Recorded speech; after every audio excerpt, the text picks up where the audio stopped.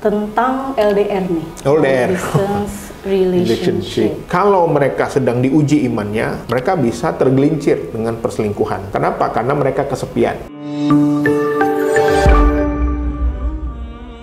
Assalamualaikum warahmatullahi wabarakatuh. Alhamdulillah, channel Rumah Konseling kembali aktif dan hari ini kita akan punya rubrik untuk konsultasi dan kami akan menjawab pertanyaan-pertanyaan dari rekan-rekan sekalian. Ada pertanyaan, Bunda?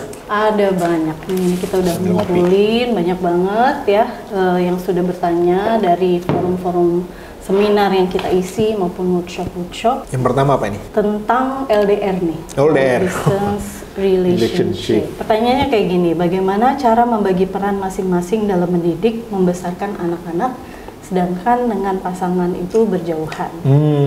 Ini dilema ya. Di satu sisi memang ada beberapa tingkatan LDR kalau kita bagi. Yang pertama LDR karena darurat, suaminya tugas di tengah laut, pelaut mungkin, atau TNI Polri yang di perbatasan. Jadi LDR ini menjadi sebuah pilihan terakhir. Oke, fine. Ada juga LDR karena tadi pekerjaan, sama-sama tidak mau berkorban dengan profesinya. Ada yang satu ASN di daerah A, satu di Kabupaten B. Ini tentu saja menjadi salah satu dilema. Karena sebenarnya secara kemampuan sangat mungkin bersatu, tapi mereka terhambat oleh kebutuhan ataupun aturan. Yang ini tentu saja harus ada batasannya, mau sampai kapan.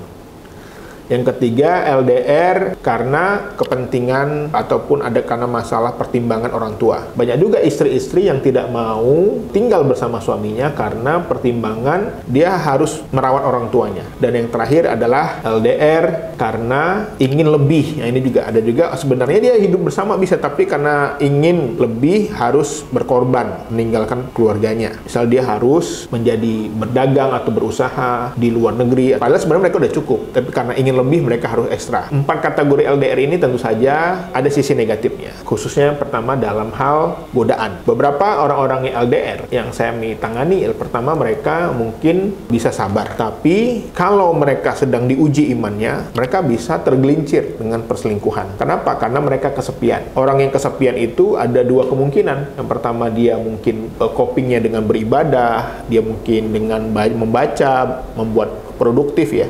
Tapi ada satu sisi mereka akan lari kepada tontonan, termasuk konten-konten pornografi. Yang ini berisiko. Jadi beberapa kasus saya dapati orang-orang LDR ini mereka pelampiasannya dengan internet, termasuk game, termasuk tontonan dan konten-konten pornografi. Dan kasus perselingkuhan juga banyak, walaupun nggak semua. Salah satu tadi karena kesepian juga. Jadi menurut saya pertama batasi dulu mau sampai kapan. Tidak boleh selamanya LDR. Dia harus berusaha melobi, bernegosiasi, ataupun memilih salah satunya ada yang berkorban untuk bisa berkumpul. Yang kedua, memang efeknya kepada anak karena sesungguhnya mengasuh itu adalah kewajiban ayah dan ibu, bukan hanya ibu saja. Banyak orang-orang yang mempercayakan hanya kepada ibu saja, tetapi di era digital sekarang, milenial sekarang nggak bisa karena ayah juga punya peran, ayah juga punya tanggung jawab, ayah juga punya tanggung jawab untuk mengasuh anaknya. Jadi pembagian tugas ini untuk sementara oke, tapi untuk selamanya tidak bisa karena beberapa dampak anak-anak yang ditinggal LDR itu tidak ada bonding dengan orang tuanya, tidak ada ikatan, dan setelah tua anaknya juga udah besar, mereka baru menyesal ternyata dibilangin nggak bisa mau denger, tidak ada ikatan emosi, tidak ada kerinduan, bahkan ketika anaknya merantau pergi, anaknya nggak mau pulang gitu karena tidak ada engagement tadi. Jadi saya kira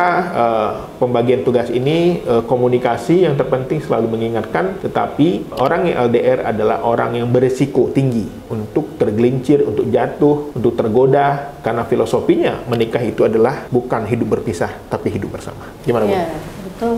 Kita tinggal seatap aja, itu banyak sekali cobaan dan hambatannya, apalagi ketika berjauhan. Makanya effortnya, upayanya untuk menjaga keharmonisan juga harus ekstra gitu dibandingkan orang yang hidupnya itu memang sehari-harinya bersama gitu. Makanya dalam membagi peran sebagai orang tua ini harus ada garis yang jelas gitu ya. Jangan semuanya terus diambil oleh pihak si ibu misalnya yang bersama dengan anak-anak gitu. Jadi bolehlah berbagi peran tentang masalah, oke, si ayah selalunya mengingatkan masalah ibadah, sedangkan si ibu di ranah dunia domestik misalnya.